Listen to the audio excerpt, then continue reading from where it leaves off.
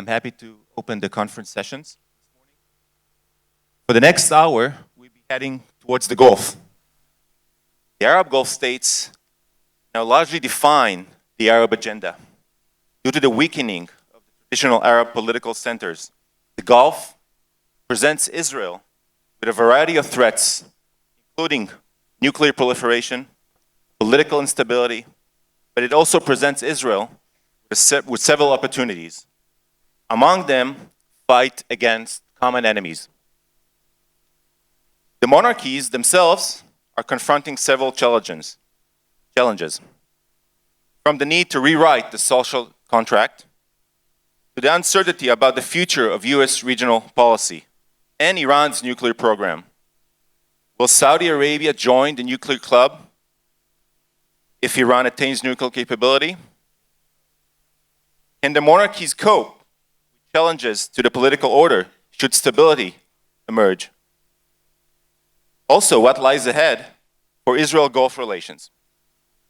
To answer those questions and more, we have here a very distinguished panelist with a rich background, and I'll introduce them. Ambassador Indyk is a distinguished fellow and director, executive education at the Council of Foreign Relations. Dr. Indyk served as executive vice president at Brookings, U.S. special envoy for the Israel-Palestinian negotiation, and twice as U.S. ambassador to Israel. He was a special assistant to President Clinton and senior director for Near East and South Asia at the NSC, and assistant secretary of state for Near Eastern Affairs at the State Department. Ambassador Gold is president of the Jerusalem Center for Public Affairs. Dr. Gold was Israel ambassador to the UN and director general of the Ministry of Foreign Affairs. In January 2014, he was appointed as external advisor on international issues to the Prime Minister Netanyahu. During Netanyahu's first term, Ambassador Gold served as envoy to the Palestinian Authority, Egypt, Jordan, and the Gulf states. Last but not least, Ambassador Feierstein retired from U.S. Foreign Service after 41 years, including appointments as U.S. Ambassador to Yemen and Principal Deputy Assistant Secretary for Near East Affairs. Ambassador Feierstein joined the Middle East Institute as a senior fellow and director for Gulf Affairs and Government Relations. In November of 2018, the Middle East Institute Board of Directors named Feierstein as Senior Vice President. Good morning to you all. I'm going to start the panel with the subject of Israel-Gulf relations, the worst kept secret in the Middle East. And ask, is the enemy of my enemy really my friend? Martin, the first question is for you. We are witnessing gradual emergence of closer relations between Israel and some of the GCC states in recent years, coupled with cautious measures of normalizations between the sides. Did the elephant, i.e. the Palestinian issue, finally left the room? And can the Saudis be relied upon to play a leading role in the peace process? Thank you, Yoel. Good morning, ladies and gentlemen. I'm delighted to be back at the INSS annual conference after an absence for some time, and especially delighted to see the way in which INSS has grown and flourished to be a leading international think tank under the leadership of Amos Yadlin, and all the other great people who work so hard. So it's a real pleasure to be back. I wanted to try to answer Yoel's question by doing it from an American perspective, as an American, former diplomat.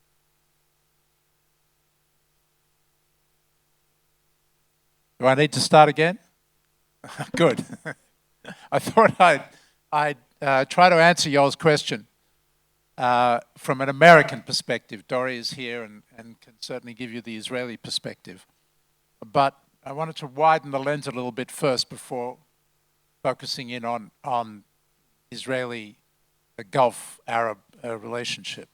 From an American perspective, I think it's important to understand that notwithstanding the huge differences between the policy pursued by President Obama across the world and the policy now pursued by President Trump, there is a basic continuity in what I call the retrenchment of the United States in the Middle East and its pivot to Asia. This is driven not by personality, but by a strategic calculation.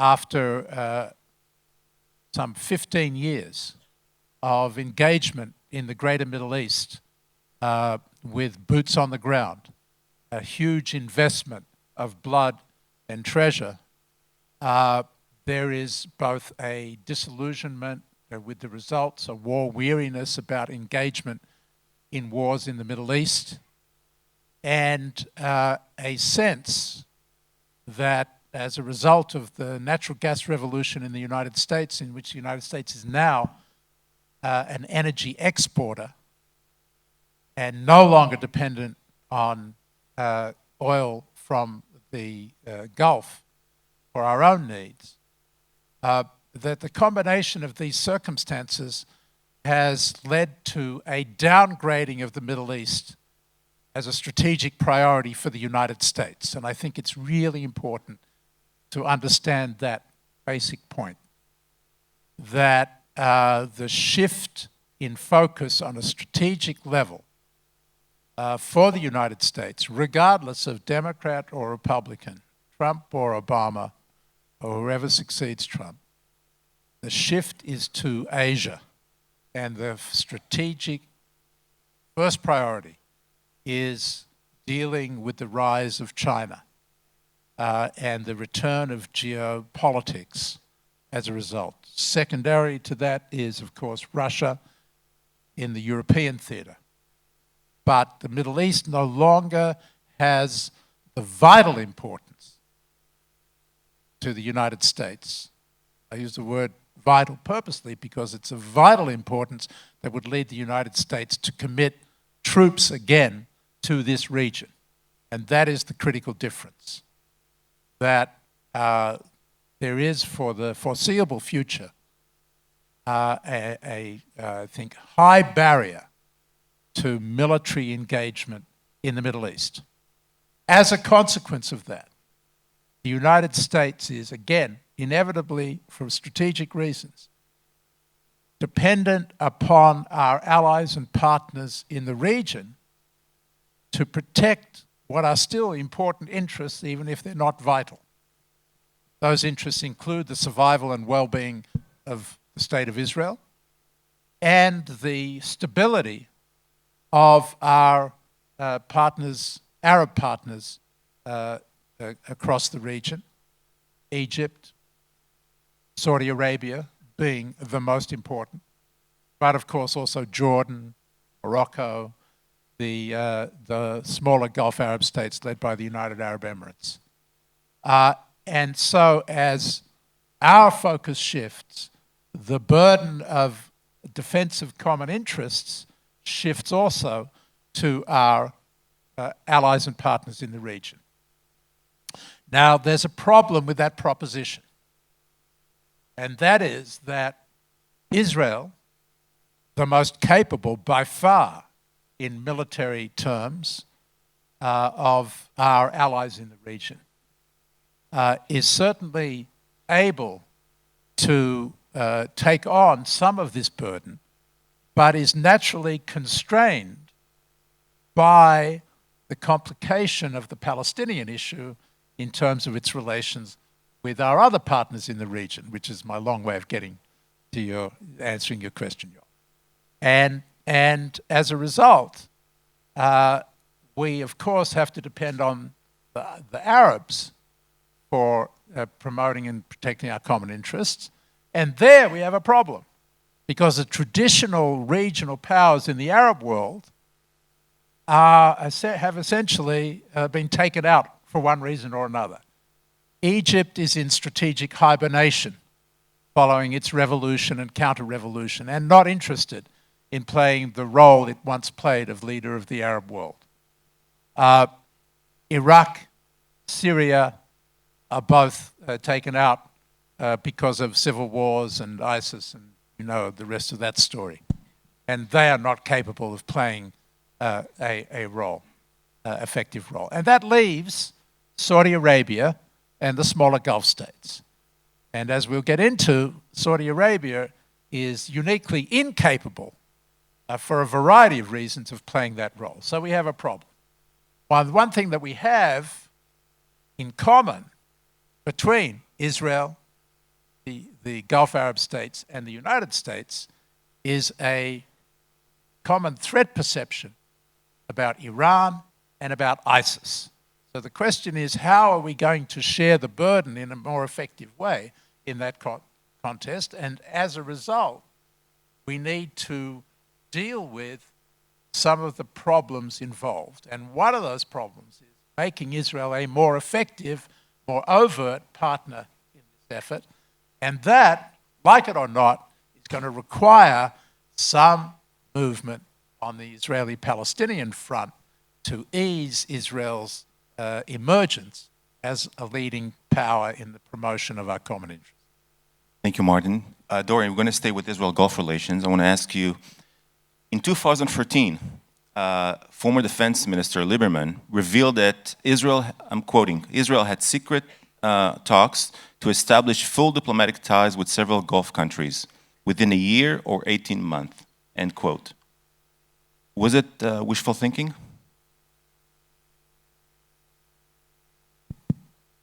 Look, it is clear as day that Israel and many of the Sunni Arab states have common interests.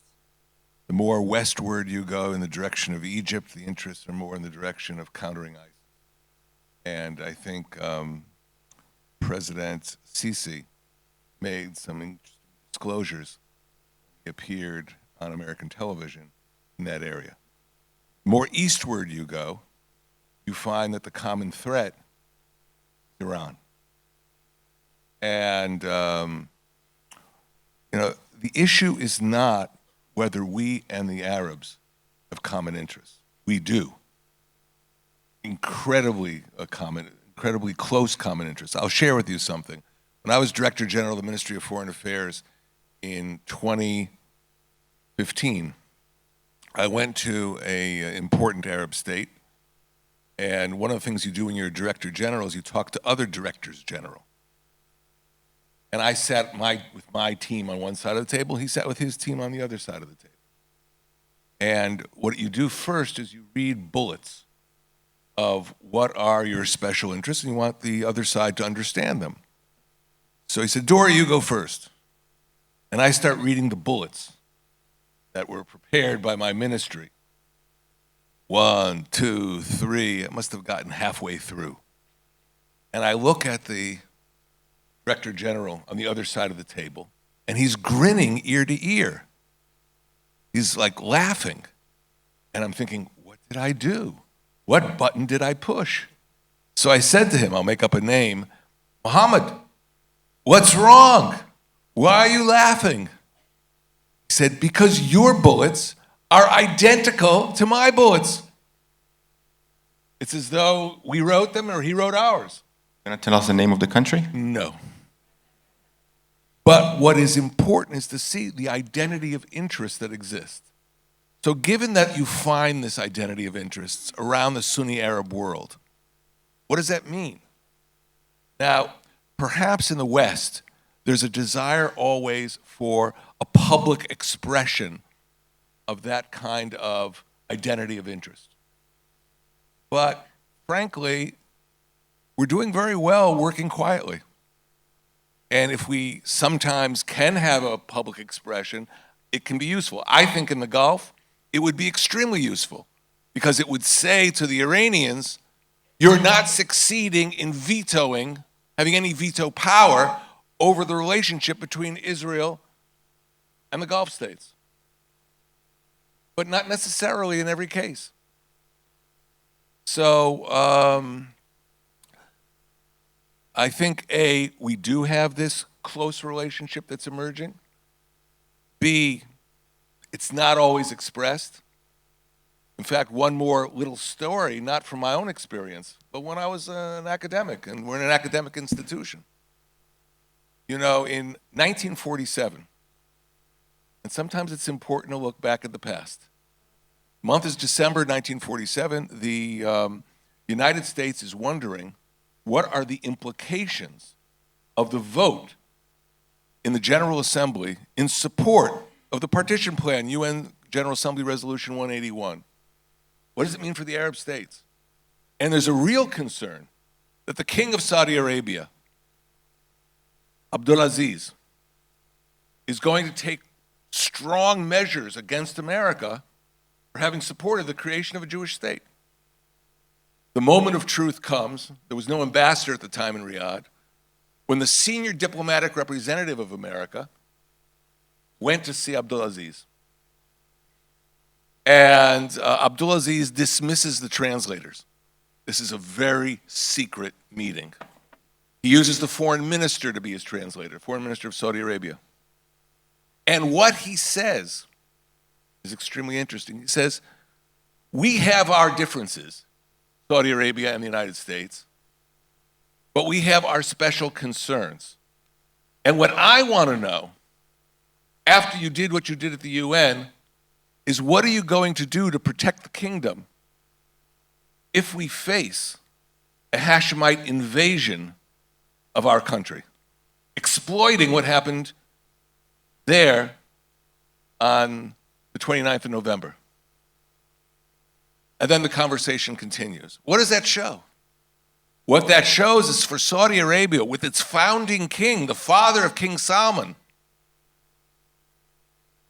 they had other concerns, and those other concerns in certain situations prevailed. So I believe that this special interests between Israel and the Gulf states started very early. I'm not going to go into the Yemen War in 1962, but there's some interesting stories there. And they continue. The critical question, which I think we will get into, is how overt does that special relationship have to be? How public does it have to be? Because if it can go on privately, that's certainly one thing. But if it has to go overt, public, it can be a problem. We'll come back to this question. Jerry, I want to ask you about Mohammed bin Salman and Saudi stability. Some argue that the Khashoggi murder possessed a bigger challenge to Riyadh than 9/11. Back then, those people say, the Al Saud were united and mobilized to preserve their interests. Nowadays, they are far from being united. Maybe we should all stop talking about a family rule?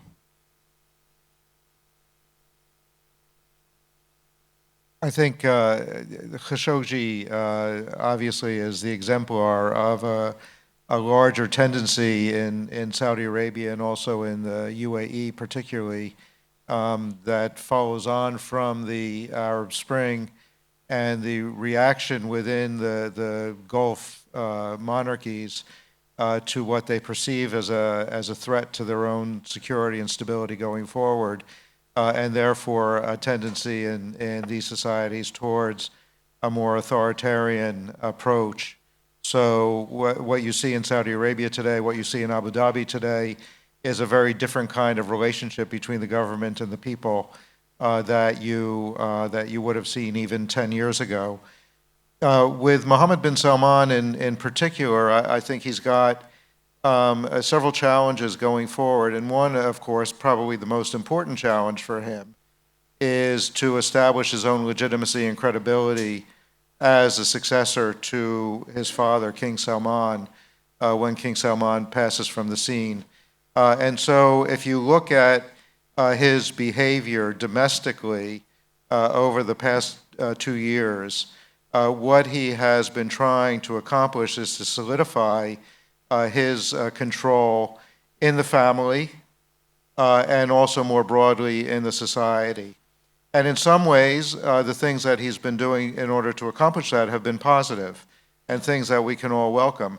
I think, for example, if you look at Vision 2030, his program for opening up the Saudi economy, of changing the direction, moving away from dependency on energy, diversifying the economy, creating a new incentive for the growth of the private sector as the real engine for economic development. Those are all positive things, and I think that outsiders looking at that economic program have generally agreed that he has identified the core challenges for Saudi economy, as well as many of the positive ways going forward. In the same way, he has changed the social direction, and of course, people talk a lot about women driving as, again, an example of the kind of social reforms that he's making, opening up the society to a more normal kind of engagement to movie theaters and concerts and some of the steps that he's taken to address gender issues inside of Saudi society. Again, positive things that people can appreciate. The one thing that he's done that's been problematic, of course, for the outside world, and I think probably for many Saudis as well, is this tendency towards a more authoritarian regime. And so you have not only the Khashoggi murder, but also, of course, the Ritz-Carlton incident, the arrest of hundreds of business people and even members of the Al Saud royal family, the arrest of many civil society people, women's rights advocates. And so the society, in terms of social interaction, is more open and more tolerant today. But in terms of issues like freedom of speech, freedom of association, much more restrictive and much more aggressive towards people that might be perceived as challenges or challengers to the Al Saud in general and Mohammed bin Salman in particular. And so the question is, going forward, is this model, perhaps a Chinese model of development in Saudi Arabia, going to succeed? Are people going to be satisfied with this kind of bread and circuses approach to development inside of Saudi Arabia?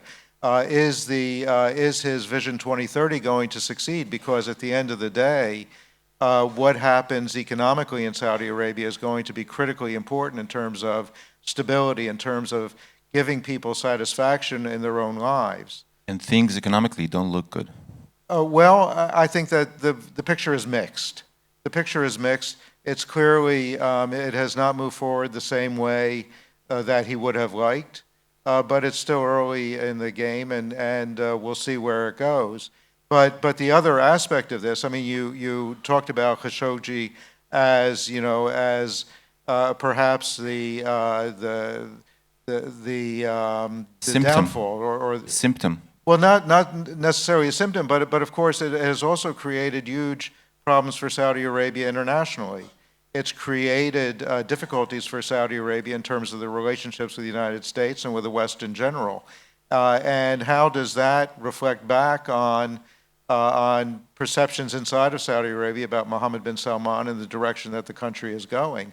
And is this going to, in itself, create new challenges and new problems for Mohammed bin Salman going forward? So what I would say is that it's still early. We don't know the answer to these questions yet. Are the Saudi population going to be satisfied, especially the young, urban, educated people in the major cities? Or at some point, are they going to demand greater change? And is there going to be a kind of Arab Spring movement inside of Saudi Arabia and the other Gulf monarchies? We don't know yet. Dore, back to you. Same issue. Internal dynamics grow more delicate as we get closer to succession. For the first time, the crown is to be passed to a grandson of Ibn Saud. But MBS is yet to stabilize and fully consolidate his role. We can agree upon that. Should we all prepare contingency plans in an event instability occurs?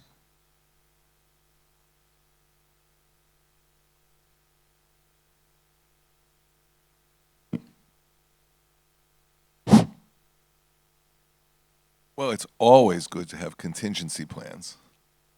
But on the other hand, if that becomes a matter of public discussion, it's very bad.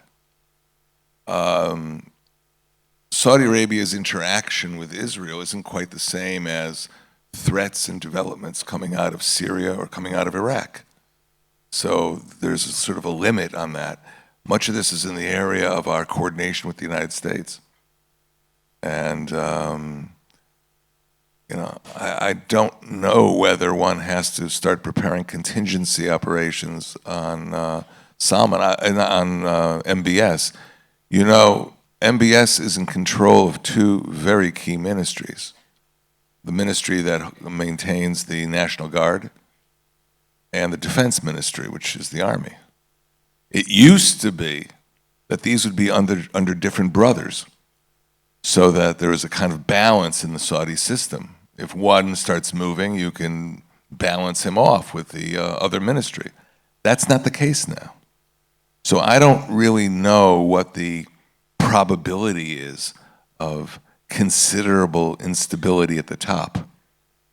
There's shifts going on in the entire Gulf on the religious side. I mean, Saudi Arabia was the fountainhead of Wahhabism, exported around the world, and I've written about that subject. Today, there's a kind of rethink about whether Saudi Arabia wants to maintain that kind of role. So the usual sources of major instability are not really evident to me. But then again, I'm not a diplomat serving in Riyadh who can get all the latest nuances from private conversations. I just Yep, go ahead. make a comment. Maybe I can be a little more explicit than Dore feels comfortable. Look, Saudi Arabia, as I explained, is a kind of linchpin now to the whole American-Israeli overall approach to dealing with the troubles in the region.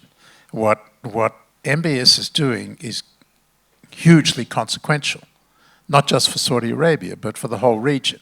If he succeeds in what Jerry has been describing as his reformist approach, it will change Saudi Arabia, but it will have a profound ripple effect across the Sunni Arab world because of Saudi Arabia's leadership role in the Sunni Arab world. But if he fails and Saudi Arabia becomes destabilized, it's going to be hugely consequential in the opposite direction. And therefore, we all have a big stake in this. The problem is that MBS himself has proven to be brash, headstrong, inexperienced, and determined to get his way. And if recent interlocutors with him can be believed, there's no indication that he's learned anything from the experience and the international reaction to the Saudi Arabian government's responsibility for the murder of Saudi journalist Adnan Khashoggi. And so, and on top of that, of course, he took Saudi Arabia and the Gulf Arabs into this war in Yemen, which is his Vietnam. It's a quagmire that's causing huge problems, not just for Yemen, where there's a humanitarian crisis, but for Saudi Arabia as well, not just because of the expense involved, but also because of the way in which it's affecting its reputation. So what happens here matters greatly, but the ability of outside players to influence him seems to be almost non-existent. And it's all depending on this one man who has very limited experience, great ambitions, a ruthlessness, and that all adds up to a reason to be worried. Jerry, I want to talk to you about U.S.-Saudi relations and ask you, well, finally we have an ambassador in Riyadh after almost 2 years, General Abizaid. He may be the right man, but he came at the worst time. Yemen war, Khashoggi, even the blockade on Qatar, all renewed a debate about the value of the alliance. Will Realpolitik prevail again? Just to be clear, John Abizaid has been nominated by the president to be ambassador. He hasn't had his hearing yet. He's not confirmed, and probably best case won't be in Riyadh for at least a few more months. So it's well over 2 years that we've been without an ambassador in Riyadh at a critical time. I think it's important to have an ambassador on the ground, and I certainly have talked to my friends on the Hill and encourage them to get Abizaid confirmed as quickly as possible for precisely the reason that Dore touched on in one of his comments, and that is that unfortunately our relationship with Saudi Arabia has been almost entirely conducted through the channel of Jared Kushner and Mohammed bin Salman. And I think that it's important that we have somebody on the ground who can speak authoritatively for the president and perhaps broaden out the engagement so that we are getting a clearer and perhaps more accurate understanding of Saudi Arabia, and the Saudis, conversely, perhaps getting a more accurate and clearer understanding of where the U.S. is. All the reasons that you mentioned have made this a difficult moment in U.S.-Saudi relations. I think that we are going to probably see that the challenges to that relationship are going to grow greater, not smaller, over the course of this year. We have, of course, a Democratic majority in the House of Representatives now, which has already made clear that they want to look very carefully at the nature of the relationship between the Trump administration and Saudi Arabia. I think it's quite possible that we're going to see some very unpleasant hearings on the Hill over the next 8 to 10 months about this issue, and it's going to make the situation between the U.S. and Saudi Arabia more difficult. We're likely to see continued pressure in Congress on U.S. support for the Saudi intervention in the Yemen conflict. There's going to be greater pressure on the Saudis and the Emiratis also to address the issue of the Qatar dispute. So the challenges in the relationship are going to be there. They're going to grow. And the other side of it, of course, is that the U.S., that Saudi Arabia and the United States never has had the affection that we've had between the U.S. and other critical partners in the region and globally. It's certainly true that our interests have always been there. We have always been able to build on a common sense of regional security and stability and what to do about that. Obviously, Saudi Arabia's role in preserving global economic stability through the supply of energy is important and will continue to be important. But I think, going back to the points that Martin made early on of U.S. Retreat from the region, a sense that Saudi Arabia is not as important to the United States, I think incorrectly, that Saudi Arabia is not as important to the United States as it used to be, plus these additional challenges and issues that are both specific to this particular moment and more broadly applicable to the nature of U.S. views on the region, are going to push for further loosening of the relationship. We talked a little bit, and Martin talked a little bit about the China role, the fact that the United States is becoming more focused on the China challenge to U.S. Presence. That's true in the region as well. And we're going to see, I think, in the region and in the Gulf, increasing direction towards both Moscow and Beijing going forward as they see the United States becoming less significant as a partner. Absolutely, I totally agree. Dore, same subject. I want to pick your brain on that. America and the Kingdom have changed dramatically since Roosevelt and Ibn Saud met. today the world's largest oil producer is the US, not Saudi Arabia. Is Riyadh becoming more of a liability than an asset for the US? Well, the whole relationship cannot be summarized by one word, oil. There have been different levels of American dependence on oil over the years, and I don't think that that's the critical factor to look at. I think the critical factor, which hasn't been mentioned, you mentioned the elephant in the room. How about the saber-toothed tiger in the room? And that's Iran. Remember, Iran sees itself as the hegemonial power in the region. That's why we have a struggle with Iran and Syria. But the Iranians, for years, have been busy in the Arabian Peninsula trying to extend their influence. Of course, there is the effort of the Iranians to take over Bahrain, where the United States has the base Fifth Fleet. of the Fifth Fleet. But the other Iranian effort has been in Saudi Arabia. I'm not talking about Yemen. The eastern province of Saudi Arabia has a huge Shiite population. Perhaps 50% of the eastern province of Saudi Arabia is Shiite. There are Hezbollah branches operating in the eastern province, and Saudi security forces have to deal with that. And therefore, what the United States decides to do, if the United States no longer will have carriers in the Persian Gulf or in the Arabian Sea, that has huge implications for the freedom of maneuver of Iran to operate against Saudi Arabia.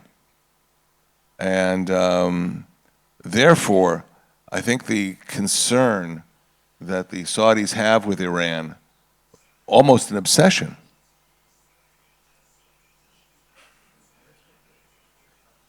Really? Okay. Rami Levy. Maybe the Saudis want to have a branch of Rami Levy in the eastern province.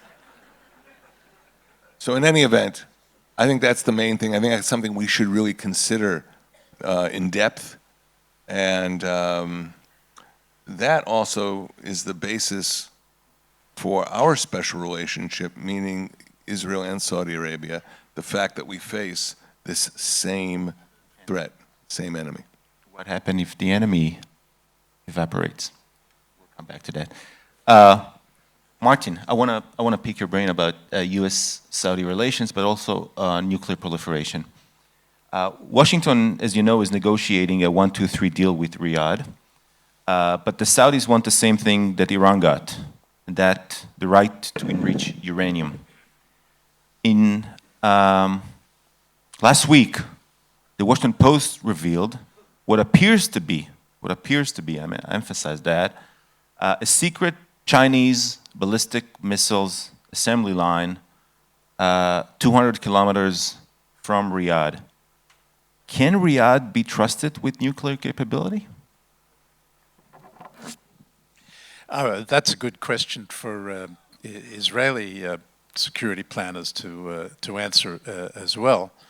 But I think that from an American perspective, the long-standing view that nuclear proliferation in the Middle East is a very bad development for American interests in the region continues to this day and for the foreseeable future. There's enough problems in this region without having a nuclear arms race. And the introduction of nuclear weapons in the hands of any other state in the region, Arab or Iranian, will inevitably trigger a nuclear arms race. So we have to be deeply concerned about that. And, in a sense, the Saudis have a point.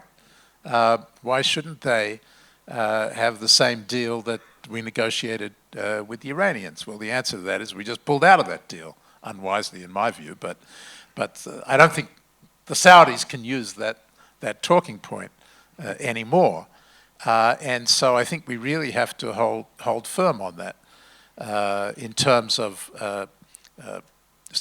demanding that the Saudis adopt the same position as their Emirati brothers, who have a 1, 2, 3 agreement and have disavowed any efforts to have uranium enrichment. There's no reason for the Saudis to have enrichment, and we should continue to oppose that. The fact that they have ballistic missile capability provided by the Chinese... Secret one. Secret, yeah, they have some secrets.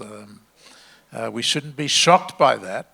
The fact that they have ballistic missile capability provided by the Chinese is something that's been going on for a long time.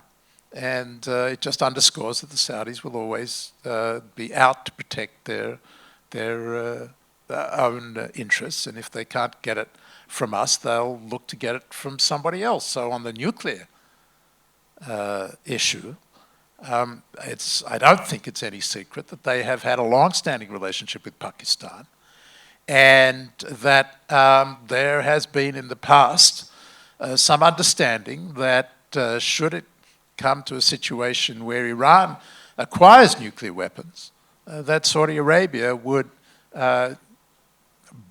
borrow, buy, whatever, from Pakistan that has a large number of nuclear weapons to counter it, off the shelf, as it were. Whether the Pakistanis can be relied upon anymore to provide that has been placed in doubt because of Pakistan's unwillingness to join in the Saudi adventure in Yemen. But nevertheless, the Saudis are going to be out to protect themselves. That's why they are so moving so strongly in the direction of building strategic relations with Israel against Iran. And so in the nuclear area, one way or another, they have a strong incentive, as long as they think that the Iranians are going to acquire nuclear weapons, to have a capacity of their own. Martin, I want to stay with you and ask you about the Chinese role in the Gulf, in particular, also in the Middle East, the dragon in the room, if I may. The countries are hedging their bets, as Jerry mentioned, the best that they can. They will not wish to replace the U.S. right now. There's no really a candidate to do that. The Chinese can't, doesn't have the appetite right now, the capabilities to do that. But in 20, 30 years, how do you envision the Chinese role in the Gulf? I think it's important to understand that the relationship between the Arab oil producers of the Gulf and China is bound to grow, because they are now the major source of energy imports for China to fuel China's industry. And precisely because their market in the United States is going down, they're naturally turning there. So there's as Jerry said, there's a look east approach on the part of all of the Gulf Arab states. The Chinese are very happy to engage economically with the Gulf Arab states, as they do with Israel, very much consistent with their one belt, one road approach to spreading their influence beyond their natural sphere of influence.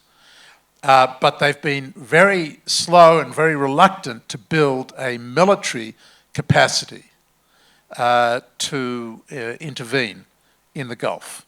They don't have it, and they don't show any interest in developing it, at least as far as I can see. What they have depended on for a very long time is for the United States to protect the free flow of oil from the Gulf to China. But as tensions grow between the United States and China, it is questionable how long the Chinese can afford to have, in effect, the potential for an American boot on their throat, which is what the situation now is in the Gulf. So I would expect over time that you will see a greater Chinese interest in moving into the Gulf militarily to protect their interest in the flow of oil. Perhaps they started in Djibouti and in Gouda. Jerry. Yeah, I just wanted to add, and fundamentally I agree with what Martin said, but I would say that your estimate of 20 to 30 years for the growth of Chinese presence in the region is far too pessimistic or optimistic, depending on your point of view. The fact of the matter is that the only two military facilities that China has outside of mainland China are Gwadar in Pakistan, obviously to protect their interests in the Strait of Hormuz, and now Djibouti, and recognizing that the Belt and Road Initiative has a maritime component which goes up the Red Sea through the Suez Canal into the Mediterranean. So the fact is that the Chinese are expanding, and if you look at the history of U.S. military growth, our growing military presence often followed our commercial interests around the world, and I think we're going to see the same thing with China. As their interests grow, as their dependence on Gulf oil grows, as their economic and commercial engagement in the region grows, you're going to see the Chinese, however gingerly, expand their political and security presence in the region. And I think that we're going to see it much faster than people anticipate. Dore, the same question? No, you get this one.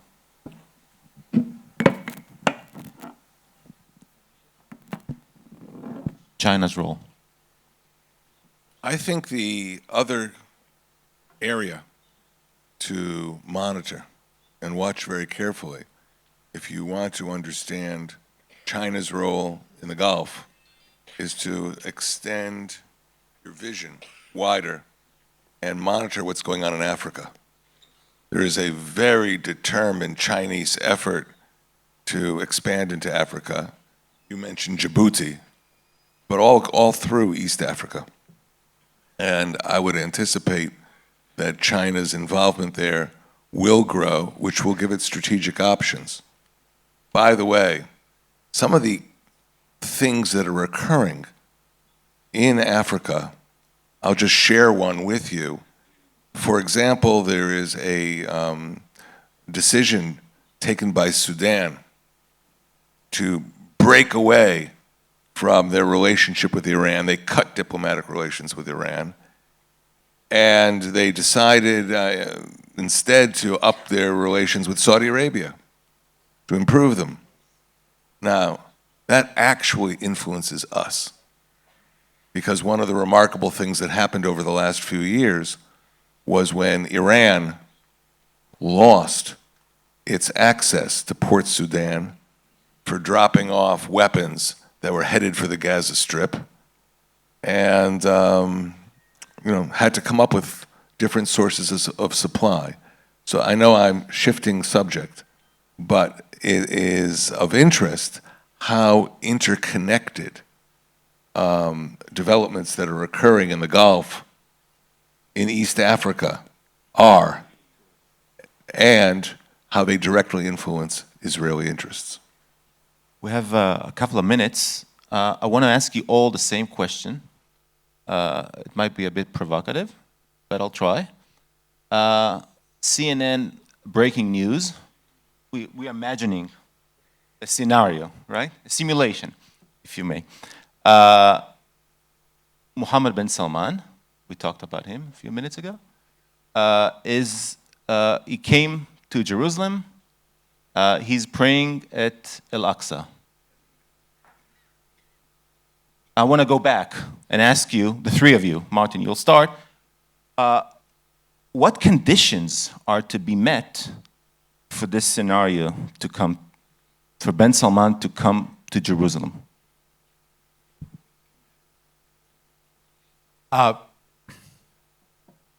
CNN had a different story last week, if we imagine this world. Come with me, if you will, to the meeting between Secretary Pompeo and King Salman, I think 2 weeks ago. And imagine we're now sitting in the palace in this room. And King Salman, who is not always coherent, but in this case is very coherent, says to Secretary Pompeo, we will not support the Trump peace plan unless it provides for an independent Palestinian state on 1967 lines with East Jerusalem as its capital. Anything short of that will not get any support from Saudi Arabia. Now, in this imaginary scenario, it's King Salman, not MBS.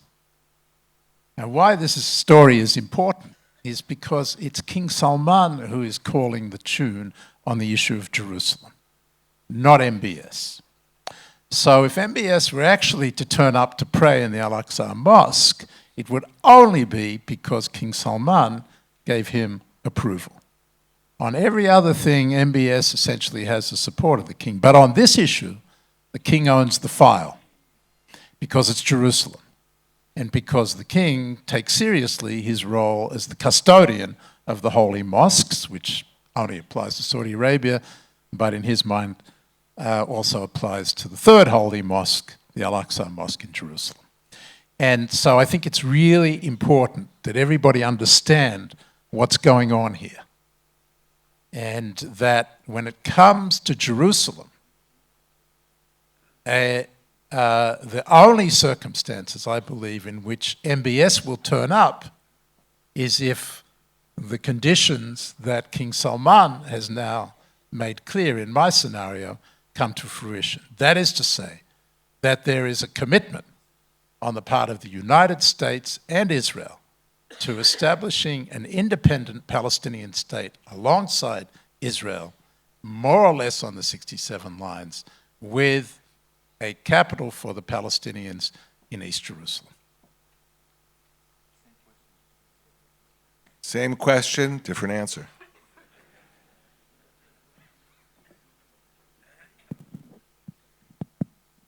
I think when we sit here in Israel, we sometimes overstate our importance among the various Arab players. There is no question that public opinion among Arab elites is very, very important.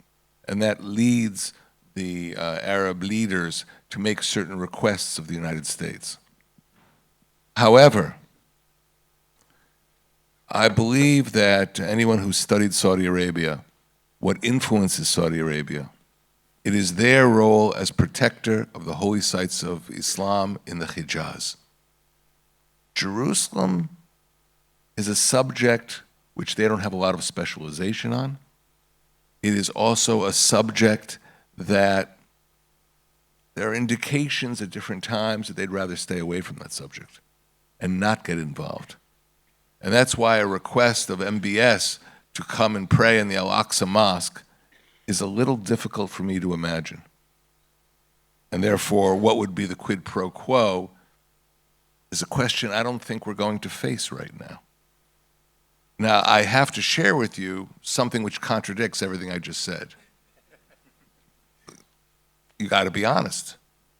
I had for more than a year a dialogue between my research center, the Jerusalem Center for Public Affairs, and a Saudi research center based in Jeddah, led by General Anwar Eshki, who's from military intelligence. And we met repeatedly in Rome. We had another meeting then later in New Delhi. And finally, we did a joint press conference at the Council on Foreign Relations in Washington, not New York, Washington. Same organization. Different leaders, different nuances. But in any event, General Eshki was always invited by me if he wanted to come to Israel. He arranged for himself an invitation to go to Ramallah as a guest of Abu Mazen, and they used Jibril Rajub as his minder while he was in this area. But he made a request, which Israel answered, to lead the afternoon prayers in the Al-Aqsa Mosque. And he went and he did that. So, you know, he's a very religious man. So you do have here an actual expression of Saudi interest in the Temple Mount area. But generally, I don't think that was reflective of how the Saudi leadership would operate in the peace process, making this the center of their attention. Their attention will still be drawn to the Iranian threat and their concern that the American defense umbrella may not be there in the future. Jerry, you have a minute. I guess I get the tie break. I think fundamentally I agree with Martin and Dore's comments both. You know, there's a difference between a General Ishki, who nobody except Mrs. Ishki would recognize from Adam, and Mohammed bin Salman. So there's, to the extent that there is a Saudi popular opinion about a relationship with Israel, there is about, based on the last polling I saw, about a 40 or 50% public approval of a formal relationship with Israel on the basis of the Arab Peace Initiative, following an agreement between Israel and the Palestinians that would lead to a Palestinian state with East Jerusalem as its capital.